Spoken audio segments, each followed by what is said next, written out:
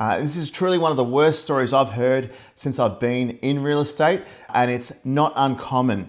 So I thought I'd share this with you guys to get an understanding of why you need help when it comes to buying property. This is a live case study of one of my clients has experienced staggering losses over a period of 4 years.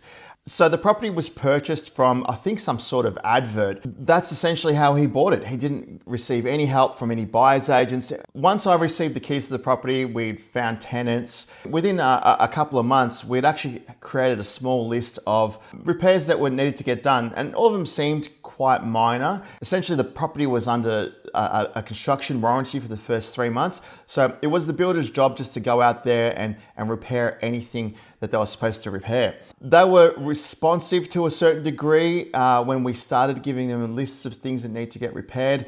But after a while, it just got harder and harder to get them to go out there and repair anything. So fast forward a few months, we're at a spot where the builder had stopped answering our calls. The owner of the property had taken the builder to VCAT or some sort of tribunal. Long story short, they had massive trouble trying to prove who the builder was. It had something to do with the builder folding up the company once he finished the construction and just starting another company to do other projects. So this is a common problem in Melbourne where builders shut companies and start new companies up just to kind of shift legal liability. So fast forward a few more years, we're at 2026. The owner is now trying to sue the builder for damages, and he's going through a proper legal court. So that's an ongoing process at the moment. Our journey as a company, we had changed tenants 4 times.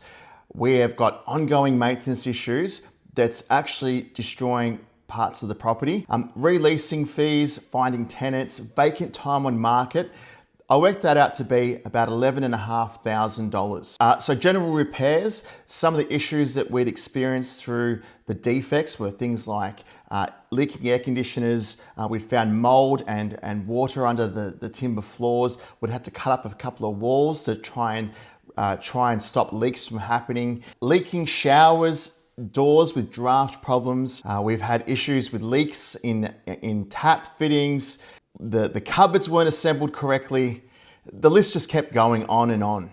So the total maintenance that the owner has paid out just to kind of keep the property afloat and try and keep tenants happy, it was in the range of $15,140 based on the calculations I've got here.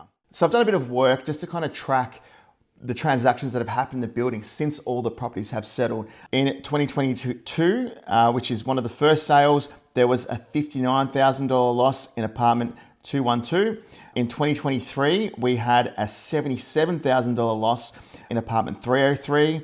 In 2025, we had apartment 306 sell at a $79,000 loss. In 2025, we had apartment 110 lose $103,000 from its initial purchase price. And in 2025, recently, was a $107,000 loss. Now, you can see how the decline of the building and how it looks and the problems it's caused is not something that a seller can hide, and it's just causing an increasing capital loss for the owners that are trying to offload.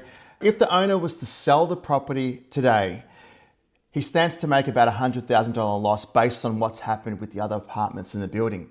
So all up, if you're kind of calculating the cost of what we've paid out, what we will need to pay out to repair the property, and the loss, the capital loss in selling the property, it's about $155,000 or so dollars. Bear in mind, this does not include the stamp duty that was paid on the property purchase, given it would have been a smaller amount because it was an under construction property, depending on when the owner would have purchased it. It doesn't include the agent's selling fees, the $20,000 to $30,000 an agent will charge to generate a sale, and it doesn't include any of the holding costs. In that time frame that the owner had purchased the property, the interest rates has gone up 13 or 14 times, I believe. There'd also been a new land tax that the Daniel Andrews government introduced. So as I said at the start of the video, this is not uncommon. In our rental business, we see approximately 20% of our properties have got major issues that have been caused by just poor quality builds and huge bills being pushed on owners. let alone the capital loss that they experience when they sell. Owning a property for 5, 10 years and not making any capital growth on a property, only losses.